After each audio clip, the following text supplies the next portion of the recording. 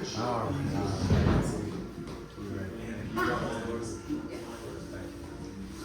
Okay.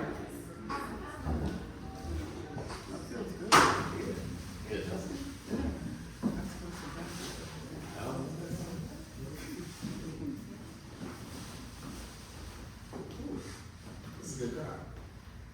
Hello, good evening. Bonjour, aloha. And buenas noches. That's all the ones I got. Konnichiwa. That's the other one. I think it is already going, but let me just double check. Look, It's going. it definitely is. See, this is a community like no other. My name is Robert Newman, and I get to be the curator for this community. We are in Art for Walls Gallery in Harlem. So for all of y'all who are here for the first time, welcome home. Home to Harlem is named after Claude McKay's book and founded by none other than Maria Granville, who y'all will hear from later throughout the panel. A little bit about myself, if I haven't had a chance to talk to you yet. I'm a 2014 Morehouse graduate. I'm a 10-year Harlem resident, and I am an artist like no other. I spent 8.5 years on Wall Street doing proper banking work, right? And then in 2016, someone saw some of my doodles, some of my closet artistry, and asked me to step out into the light a little bit more. And since then, I've just been doing the same old thing, painting my pictures, telling my stories, and coming back to here, I get to be a steward for those stories and then some. As a curator, my job is multifold, but in this space specifically, I only have 2 things that I'm responsible for, 2 lines that I have to make sure are straight at all times. The first one is the line in the sand. Tonight we're talking about investing in legacy assets, and at a certain point, as a curator, as a preserver of culture, as somebody who is meant to proliferate the stories that we leave for our generations to come, I have to say, enough is enough. This part has to stay. And we'll find out some cultural ways, some spiritual ways, but most specifically some tactical ways that we're planning to do that here at Home and Heart. The second, and this is my phone. The second line I get to manage is the bar. For a long time, a lot of it, I ran for a long time. I'll leave it there. Excellence at Morehouse was a standard. And there was this fabulous quote that said, Morehouse holds a crown over each of her sons, Ed, such that he will grow tall enough to reach it. There was an air of expectancy. And it wasn't important that anybody reached whatever made up bar that it was. It was important for us to understand that we used to be giants. So as y'all look at this building, as y'all look at the artwork, as y'all pay attention to the door frames, remember, we used to be giants. And today, we got 5 masters in the craft of preserving stories, creating space, making sure the community has an area to continue to build. And I'll let them introduce themselves. But again, my name is Robert Newman. And if y'all have any other questions throughout the night about the art or about space, please make sure to ask me. And all the way down, we'll start with Jonathan. Where are you from? An interesting fact, and what brought you here today? Good evening, everyone. It's nice to meet you, everyone. My name is Jonathan Escoffery. I'm from Harlem, originally from Sugar Hill. I'm on St. Nick on 45th. You know, for me, big thing is purpose, right? Purpose. Why are we doing things? That's always, you know, throughout my personal life or careers, but I always had to check in on purpose. And I've always been grateful for Harlem to be the foundation for that. And, you know, for me personally, you know, I grew up doing martial arts since the age of 6 in Harlem. But to go along with that, you know, every young man in the community had to go to the school at least once.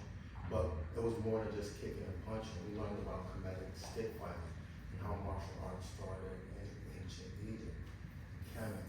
And, you know, we would go on survival retreats out in the woods at 7 years old doing push-ups on ice. So it really built character. And, you know, throughout my professional career and looking back into purpose, looking at my purpose and the greater good and sustainability, and realizing that, you know, essentially home is our home.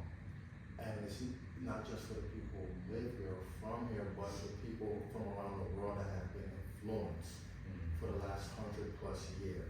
So it's an integral point now. It's like, okay, what do we do with that information? What do we do with that foundation? And what do we do with the people, you know, the ones who have moved on, who sacrificed everything for us to be in this room, right? So it's kind of like, what is our responsibility to move that forward for the next 100 to 300 years? So I'm excited about us all collectively having that conversation and sharing what we do and coming out stronger.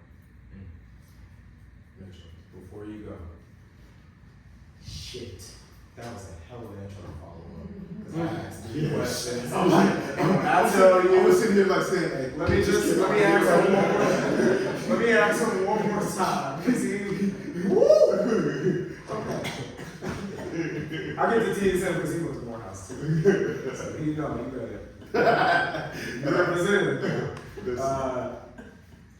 What's your name? One interesting fact, where you from? What brought you here? I gotta stop and think about It was honest. My name is Mitchell Greene, and I'm not a Harlemite, but this place is very special to me for a number of different reasons. Childhood, moved around a lot. Family's from South Carolina, coastal South Carolina. Spent a lot of my childhood in the Midwest, upper Midwest, different cities, and ended up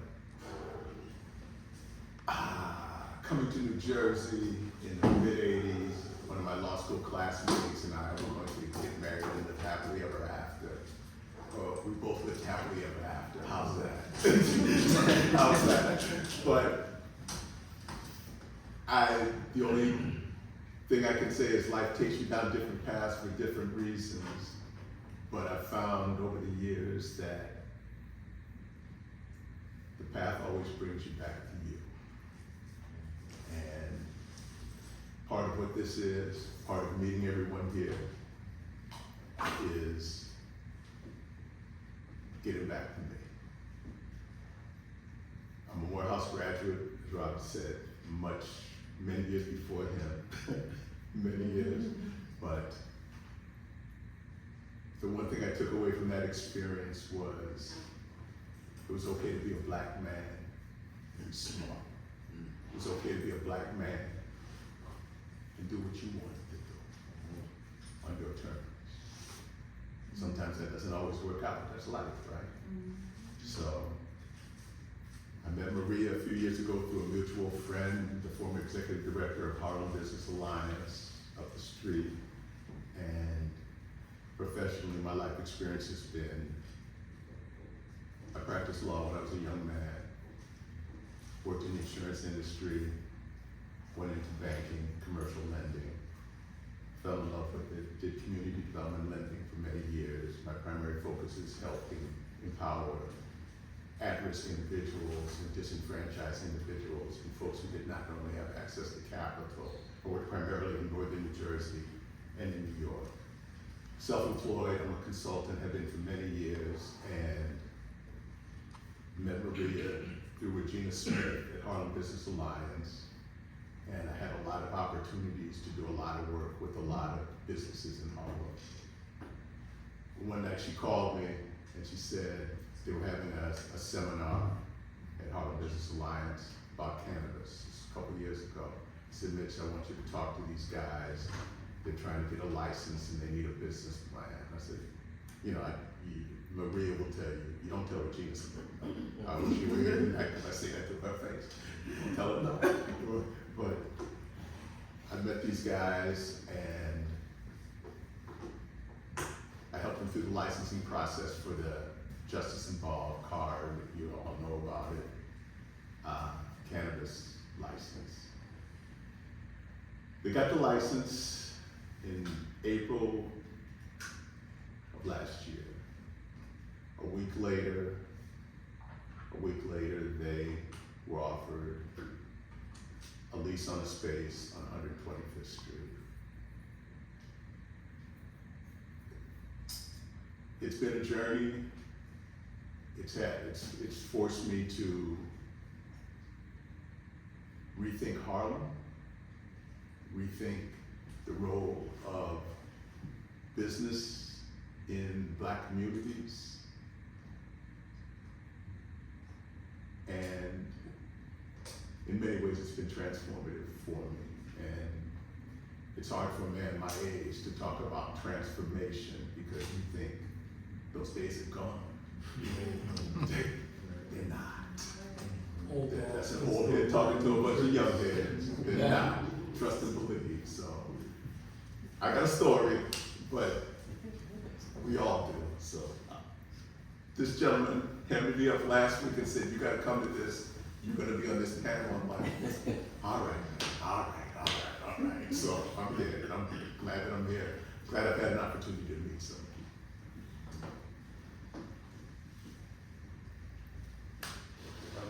Thank you. I deeply appreciate it. So my name is Matthew King. I first want to for sure extend my gratitude to my featured speakers, especially Robert and Maria, and to all of you for being here. I'm gonna start off by sharing my aloha spirit and saying aloha. I have lived in Hawaii for the last 2 years and been going back and forth for the last 4 years, and it's had a profound impact on my being, but I am also a proud Harlemite. I was born and raised here, so I know Harlem like the back of my hand. It's the air I breathe. No matter where I go in the world, I get to say that Harlem is home, and I don't think I really realized how special that was until I started to do some of what I'm doing now again. It's maybe been, it's been for sure a journey. I started my, really my banking career in Harlem by working for Carver Federal Savings Bank, and at that time it was the largest Black-owned bank in the country until it became a publicly traded company. And that year that I retired, that's because I made more than actually the president of the bank. I was a commission loan officer, and I. It wasn't 2009, was it? No, way before then. Way before then.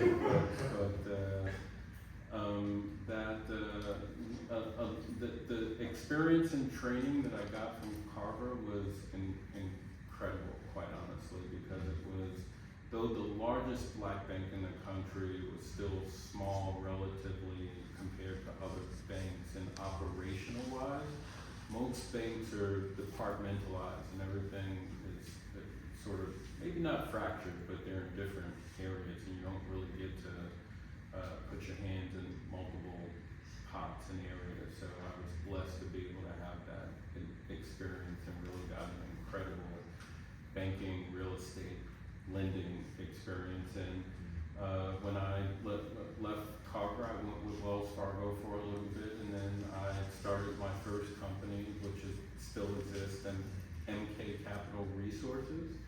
And I started out as a mortgage broker, and was doing what I was doing for the bank, and then I started doing some real estate investing. And some of my clients were real estate investors. I understood it, and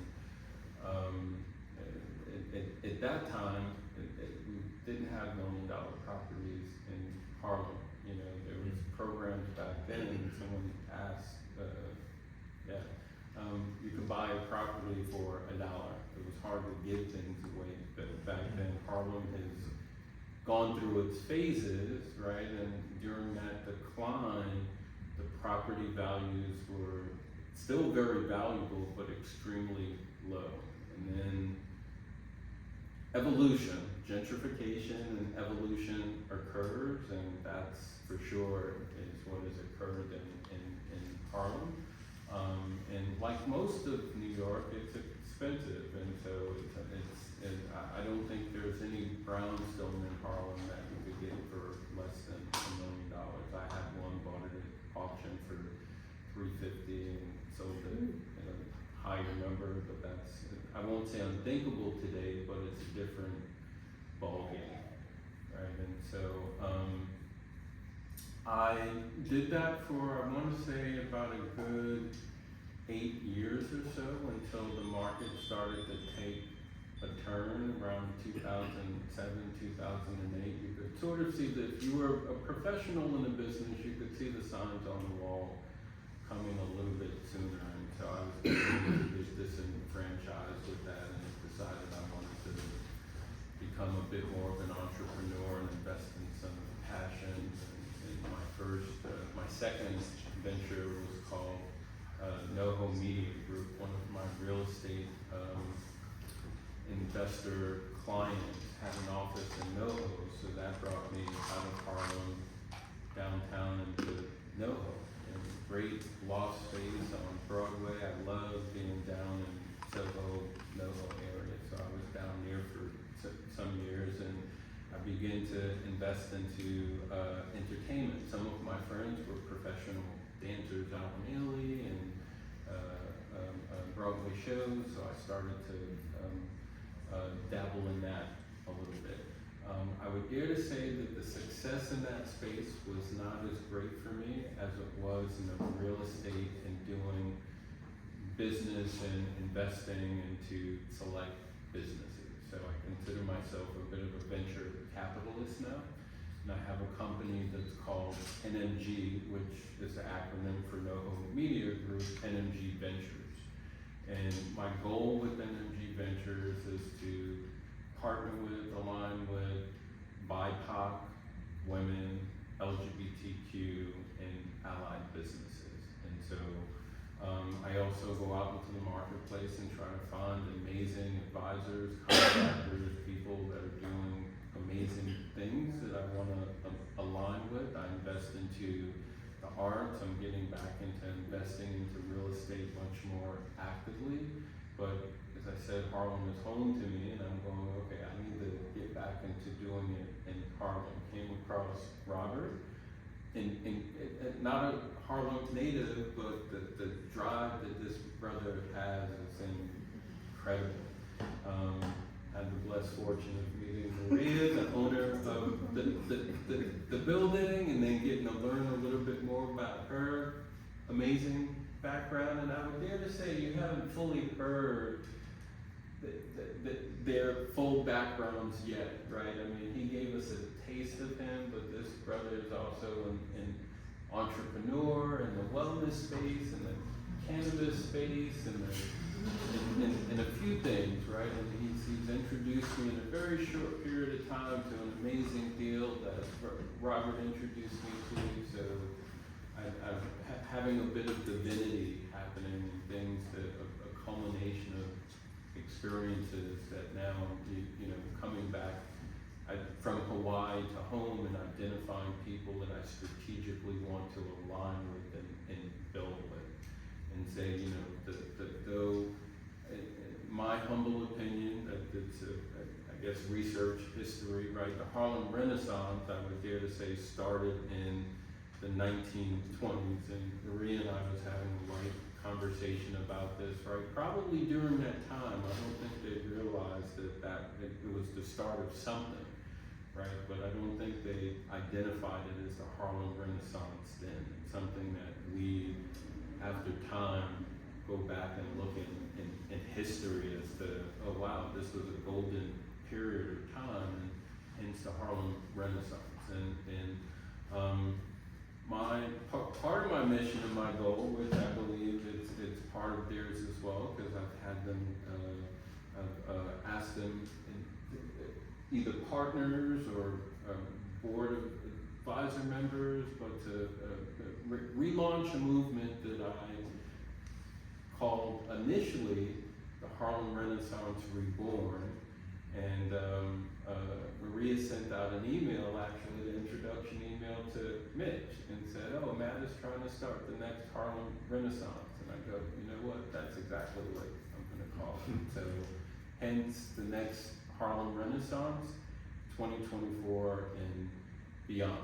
And so I'm for sure delving back into investing into Harlem, buying up property in Harlem, putting a fund together to do that, to actually go after the bank that I deeply still love in some aspects because it's where I got started. It's a publicly traded institution and it still exists, right here on 125th Street, right? And then there's some amazing businesses that I'm loving being strategically aligned with.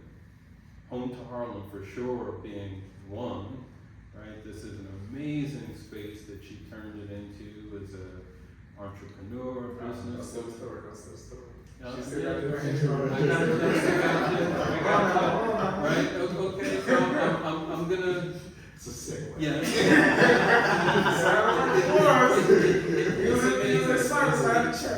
And then Robert, right? His art gallery, which is actually a separate business from Home to Harlem, and they have a business relationship and alliance, right? So it's been a blessing, right? And then Les, I'm gonna let him share a story, but a brother from another mother that I have, I feel very, very blessed. So, and I'm grateful. I'm like beyond grateful. So, I'm gonna pause there, but that's a little bit, about me and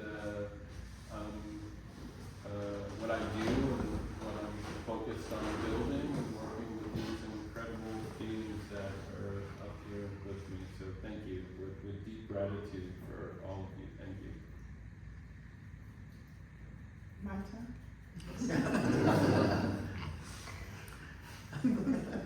Okay, all the accolades. No, seriously, it's not. It's funny because I really don't see myself, I think, the way other people see me. I'm just, Harlem born and raised, been in the right place at the right time. I would say from minute one, as far as I'm concerned, my entire career has been one of luck, timing, opportunity. I'm a graduate from Syracuse University. The reason I got into Syracuse University is because my mother called Syracuse and said, I want my daughter to go. They said, okay, because I actually graduated from high school early, so I was in City College and perfectly happy to stay there. And she's like, oh no, you're leaving. So, I got my economics degree. I come home, I started looking for a job. That's when we used to look in the New York Times to see, what jobs. And insurance companies were looking at an echo degree, so I started, looking for jobs, and I handed in my resume to, one headhunter sent my resume to the Equitable. And because I had a math minor, but they were looking for a math major, so they rejected my resume. Another headhunter, a different one, sent my resume to the Equitable for the same job. They said, we're going to interview her now since two of you think that she's qualified, but we can't give you the commission because, you're not the first one. I interviewed, I got the job, I'm 22 years old, I get to go to work in jeans. I became a programmer. Serious geek, and I'm working in the actuarial department. So, I'm programming formulas that are like this big, actuarial insurance. They figure out how long people are going to live. And the formulas are like this big. Okay, these groups of people are going to live until 62, and these are going to live until 82, and we're going to charge you this much, and blah, blah, blah. And they set the rates. Yeah, that's how they set the rate. So, from there, you know, now that I'm a programmer, they had a special program where you had to take a test in order to step up from Fortran, which is what I was coding in, which wasn't the standard, to COBOL. Yes, I am dating myself. If you don't know what I'm talking about, I'm sorry, but just go with it. Just hang with me. So I took the test, and you know, to me it was like, you know, they gave you 3 hours. I was done in like 40 minutes. You know, and as I'm walking down the hall, I was, I did it wrong. The last one, it got progressively harder. It was 5 sections. And the last one, I'm going through it in my head, and I knew I did it wrong. So I went back, and they said, oh no, we can't give you your test back because I walked out already. So I said, okay, but this is the right answer, and I wrote it down. And you know, I left, so I knew I failed already. And you had to get all 5 correct. It couldn't be 4 and 1. So I didn't pass. They were like shocked. Okay, but whatever. And then they came back like 2-3 months later, and they said there's a 6th test just for things like this. So I took the 6th test. That was like 2 hours. It was deep. And needless to say, I took my time and I checked it over and over again, and I passed it, and I got into the program. And 3 months later, I left there and I went to get hunting. You stopped wearing jeans to work. Yeah, right, exactly. But you know, I discovered Tahari. I'm sorry, because you know, back then, okay, so yeah. Anyone who says that, you know, like Clarence Thomas, they weren't a affirmative action hire, forget it. You know, I was smart, definitely. I knew what I was doing, okay. But the only reason they hired me is because I was black and I was a woman. I hit 2 birds with 1 stone, all right? Now, when they got me, it was like, oh, yay, you know. I got a $1,000 bonus for Christmas when people who had been there forever got $250 silver certificates. That was an interesting thing. And then, you know, okay, so I'm a programmer now. This is what I do. And I left there and I went to Chase for 6 weeks because they lied. They said I was going to be doing this and they didn't give it to me, so I got to go. And I went to Wang, and that was actually my best job. I like that job because it took me out of programming and into business consulting, marketing, you know, understanding the rest of the work, you know, instead of just sitting at your desk doing this all day, which, you know, it's like the Matrix, literally. And so that was a good job. I was in sales. I wasn't in sales, I was in sales support. So the salespeople did this, and I did, and it works like this, and you can do this, and look at this. So, you know, and our competition was IBM and defunct Digital. So after I left Wang, that's when I became a consultant. So in 1990, I stopped working for organizations. And one of the reasons I did was because Wang was going through difficult times. And although black people made up maybe 1% of the organization in New York, we made up 33% of the layoffs that were happening. And it was like, I quit. Which they were like, what? You quit? No, why? Because, and I told them why, you know. And I became a consultant and I started doing my own thing, and I have not I've not had a W-2 since 1990. Which, you know, I don't know about y'all, but it is like I've had major success that if I had just stopped there and retired and did nothing but live off the interest, I would have been good. And I have had major failures that, you know, and I can talk about it now. You know, there was a while where, I mean, even this house, This house is the result of a failure. I purchased a building that I won't even look at it right now in Brooklyn because it was so perfect. That needed, a renovation, and it just did not go well, and that was 2007. And I bought it like the month before the news came out that we were in a great recession. Couldn't get anyone to rent the commercial space, couldn't get good tenants. It was just a nightmare. Eventually I ended up selling it at break even. But in order to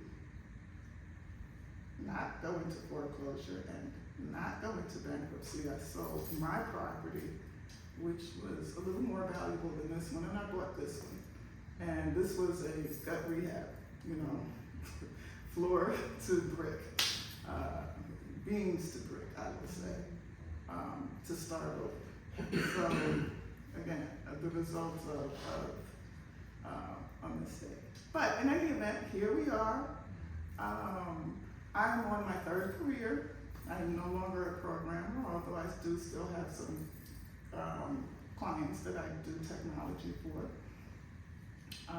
I am no longer a real estate developer. Although from what I know, I would be a very good one now. So use what you have in order to pay the mortgage, So we have event space. We've been open since 2019. I've always loved art, original art. I love artists. I love knowing them and understanding, what motivates them, what inspires them. And I have all of these walls, and it's like I'm going to have an art gallery. So we have an art gallery. So that's what we do. That's how I do it. That's where I've come from, a little bit about me. And thank you for being here. If I could add to that a little bit, so there is an art gallery on this floor and the second floor, but there is an event space downstairs as well that's actually booked out until the end of November. So please do go to the website and take a look at it. It's amazing, really. So yeah, I'm cool with that. You too. Where's Robert? I feel like I need to lead it. It's one of those long-time listeners, first-time caller type situations. My name is Les Moore. I am a native New Yorker, born and raised on the Lower East Side of Manhattan. So I would say Les from the LES. Easy for my clients to remember.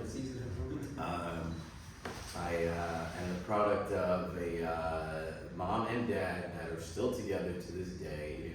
We were living in our neighborhood, and 5 girls, and then along came the boy. And yeah. So everyone's like, oh, but wait, were you spoiled? I'm like, well, technically we were all spoiled, just not rotten. It's a big difference. We had some opportunities and a few things. So by the time I think I came along, one of my oldest sisters pretty much moved out.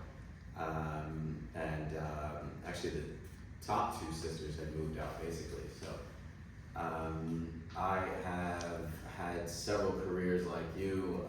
I went into technology, ironically, right out of Pace University downtown, and was doing event planning on the side, trying to pay for school. And my very first real job was actually, believe it or not, like my resume is kind of crazy. It's like first job NASA. It's like, wait, what? Like first real job, NASA. Everyone's like, were you like a rocket scientist? I was like, no, I worked in a technical information facility, stocking books, learning to read, other symbols and languages, like briefly, just minimally, I could say. I kind of love that, being able to do that. But then after doing that for a while and realizing that the only way I would progress, although I moved up, several ranks, assistant librarian, which is like something no, cool guy really wants to have on his resume. copyrights commissions editor, and being that I had started doing event planning, there were some people I knew who were producing songs, and it was like, oh, we're in the studio. And when I became a copyrights permission editor, one of the things I kind of started with within the NASA community was not so much started, but really pushed forward on was the fact that just like the Library of Congress, when you produce something, you submit copies to the library, and then you have to pay a fee, and then give them basically you have to, anyone that needed our information, we basically forced them to not only pay a fee, but also submit copies to us. So we're building our library, so it ended up becoming like kind of a win-win for us all. And they would quote us, so that was great. But then after doing that, realizing I'm not a rocket scientist, I don't have any interest in this. As a kid, you think about, I'd love to be an astronaut, and you say, wait a minute, I don't like tight spaces and helmets, and lunar module is smaller than the size of that piano, basically. So. I ended up leaving there, going into marketing, which is the reason why I went to Pace, and marketing work for fashion, fragrance companies. Was doing that for years, jumped out of that when I left, working for Vera Wang Licensing, that basically everything Vera stamped her name on had to be, approved by our team and I, which was great. My boss and I just didn't really get along. Vera wasn't my boss. She was the very first person I technically met when I was heading into the office. And interesting fact, she dropped at least 7 F-bombs from the time we got in the elevator together to the time we made it to the 9th floor, 8th floor, whatever it was. And she's like, it's so effing hot in here, blah blah blah. And I was like, oh my god, this is Vera Wang. Like, what is happening? And I just said, well, that's the creative types. That's who they are. That's what they do. They're just being themselves. And that was my first day, and literally had a great career there for a while. And then when I left, my sister, who was dealing with health issues, the 2 oldest ones, second and third, ended up kind of having like their little drug era, Lower East Side, doing drugs and all kinds of stuff. And as I would say, kind of messing up the brand of what we had. We were like the Huxtables growing up, and it's like, what do you do? So did that for a while, and then she said, basically, you're great at troubleshooting. That's what you do. You solve problems, you analyze things, you're quick to pick up on, like someone will suggest something to you, and you'll say, oh, how about you do this, and the other, and they're like, what, you just came up with that? And I'm like, yeah, I did. It's weird how it all works out, but she said, I think that you would be great on doing something in real estate. And I said, yeah, like I did a little sort of internship with the Trump organization, so I was like, I kind of helped, politics aside, whatever, however you feel, a little internship, and he didn't shake my hand back then, so that was before he was into handshaking. But the thing was, we basically talked about it for a bit. She said to me, Les, I think that you would be great in real estate, on some level you've been selling New York, whether it's your event planning or just, hooking friends up with like parties and things to hit, or the best restaurants, it was like the original Yelp, it's like, oh my God, you gotta try the truffle fries, whatever. I was like, what, how do you, like why? So, ended up basically saying, maybe I'll give it a shot. She said to me, you know what, I'll even pay for you to go to school. And I was like, okay, first of all, where did you get money from? Because you've never worked, right? She said, I'm doing a little program helping people. I've been clean for 10 years, helping people, and I'm a counselor. And I was like, oh, good for you. It doesn't really pay, but thank you.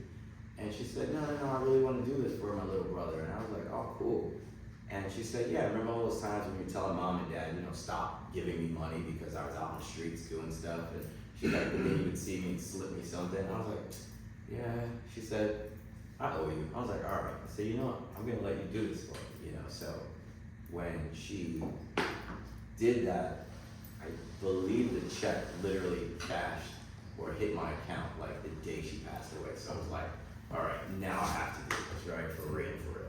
So jumped into real estate, brought some of my hospitality connections, you know, from event planning, people I met, worked at, you know, blue chip companies, Goldman Sachs, Morgan Stanley, you know, Merrill Lynch, so brought a lot of those connections, the people who had money to spend and buy. I was like, let's do this, you know, so company I was with, Town Residential, no longer around, was the hottest ticket in town. We went from, you know, we had 10 offices at one point in, I wanna say 2015, 2016. And so, you know, it was a big deal. Like their holiday parties were like monumental. And I had said at one point, you know, going in, I was like, oh, man, I have a friend who's a producer on Good Morning America. She would be great capturing me as a transition. And the company said, no, we don't want to do that as you're coming in.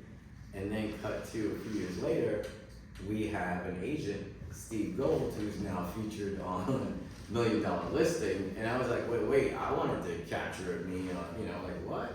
So, and long story short, being that Steve did his thing, and I was like, okay, I'm gonna make sure I'm everywhere he is, you know, every event, all the other guys who are big wigs. So as a result, I started to kind of leverage, you know, being seen, being, you know, sort of a non-threatening black male, you know, to some degree.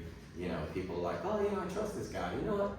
Let me give you some money, and you know, you show me what's a great investment. So it's like, yeah, I'm a troubleshooter. I solve problems. That's my life, you know.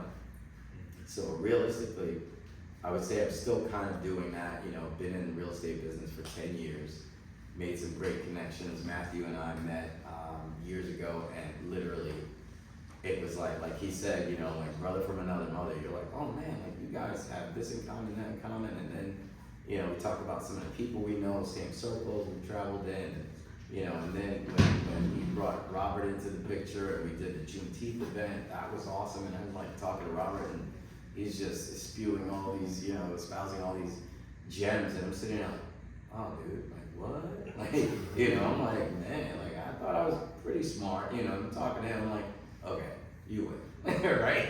So we have a good time, great conversations, next level. So when we started talking about doing these events, I was like, I don't really do this, but I'll be here however you guys need me.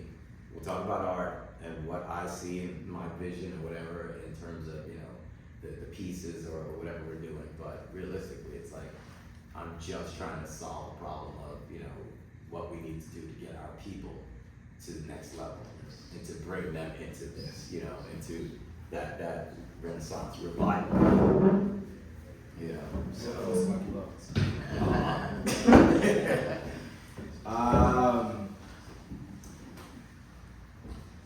I cheated a little bit because I started it and then I came on this side so I could do my last intro. My name is Robert Newman, and I get to be the curator for this space. What I failed to tell y'all, and I told a few of y'all in passing, the name of the exhibit that we're currently in is called the Liberation Front. Every single piece you see around you is begging the question, where are we still trying to get free? Where are we still trying to get free? What y'all see in front of me, right here, is Loving You Into Freedom by Crystal Ferguson. And we talked about divinity, we talked about the stars aligning and how blessed we were today. I'm not making it up, I'm just a reporter of the news. The Liberation Front is about telling you all what's outside, not over yonder. Y'all came in between 122nd and 123rd on Malcolm X. The pieces you see around you reflect reality. They do not project it. However, our clock is a little bit fast because we're trying to get y'all to the future. Every single way that we can. Loving You Into Freedom is the piece I want to highlight for this exhibit in particular. I'm not typecasting anyone, but I'm saying just by viewing, this is a room full of minorities, and minorities are, by virtue of the Liberation Front, more inclined to be incarcerated, more inclined to be discriminated against. more inclined to lose job opportunities, more inclined to go through scrutiny in banks, more inclined to turn, depending on where you're from, against your own community when it comes time for support. So there are going to be a few questions that I ask around that, but my interesting fact for today is I'm a first generation college student from a military background.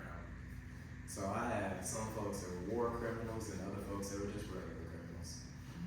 And Loving You Into Freedom is a book simply made as a guide for folks who have people who are incarcerated now, and how that family and that incarcerated individual continue to heal, grow, and process together. I thought this was powerful because I'm saying liberation front, not liberation middle, not liberation back, not liberation flank. The front line of where we're hurting, need to learn, and at least as a curator, what I'm positing may be important for the next 300 to 700 years that we were talking about. As we get into it, the first question I think I'm most curious about is, I talked about liberation front. I spoke about it culturally, but for you all, especially within the business lines that you all have, so a lot of diversity on this panel, what does innovation look like today for you? Let's take it back down this way. Innovation. Do popcorn too. Yeah. Let's do popcorn. So after you answer, pick somebody else. All What are right. you interested in? Innovation for me, in terms of what I'm doing, is generally has to do with AI, in the sense that we're trying to get answers faster. We're trying to work on trying to just streamline the process. I hate the idea of redundancy. I hate the idea of redundancy.